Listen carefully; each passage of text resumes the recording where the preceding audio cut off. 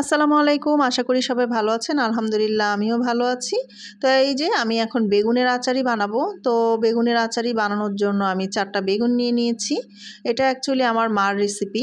আমি অন্য বেগুন ওই যে চিকন, চিকন যেই টাইপের বেগুনগুলি আছে ওগুলি দিয়েও বানাই। তো আজকে হচ্ছে আমি এই বেগুনটা দিয়েই বানাবো। আমার মা সাধারণত এই বেগুনটা দিয়েই বানায়।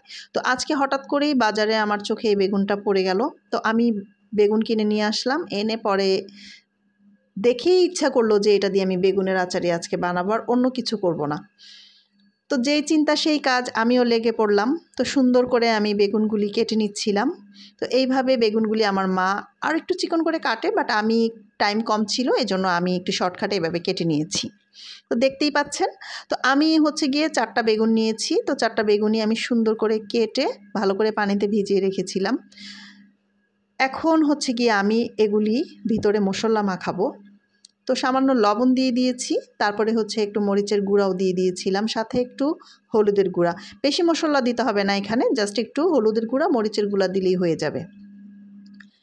এই তো এখন আমি এগুলি ভালো করে এগুলির গায়ে ভিতরে ঢুকিয়ে ঢুকিয়ে হাত দিয়ে মেখে মেখে ভালো করে সম্পূর্ণ মশলাগুলি ওদের গায়ে সুন্দর করে লাগিয়ে দিব।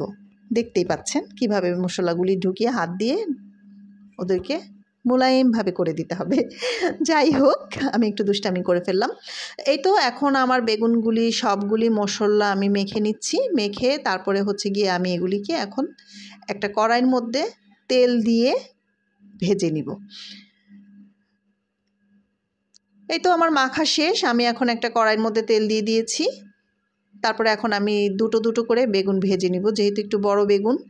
তো এগুলি আমি সুন্দর করে ভেজে নিচ্ছি। এই তো 2টা বেগুন ভেজেছিলাম আগে, তারপরে আবার 2টা বেগুন ভেজেছি। তো এভাবে করতে করতে সবগুলি আমি 4 টা বেগুনই ভেজে নিয়েছি। তো এটার সাথে লাগবে হচ্ছে তেঁতুল।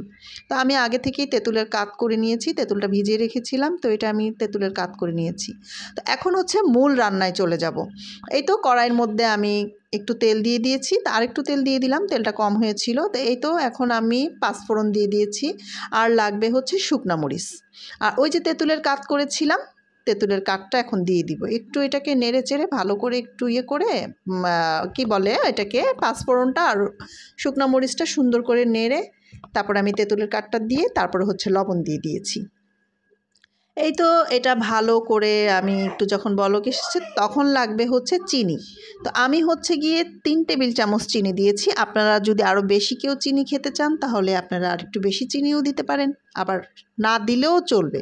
বাট চিনিটা দিলে একটু আচারি আচারি একটা গন্ধ, টক ঝাল মিষ্টি 3টাই ফ্লেভার পাওয়া যায়। তো এই তো আমার এটা যখন একটু কমে এসেছে মশলাটা, তখন আমি আস্তে আস্তে সুন্দর করে বেগুনগুলি ভাজ করে করে এগুলি আমি দিয়ে দিয়েছি এই তেঁতুলের টকটার ভিতরে। তো এটা রান্না করতে খুব বেশি সময় লাগে না, খুব অল্প সময়ই লাগে।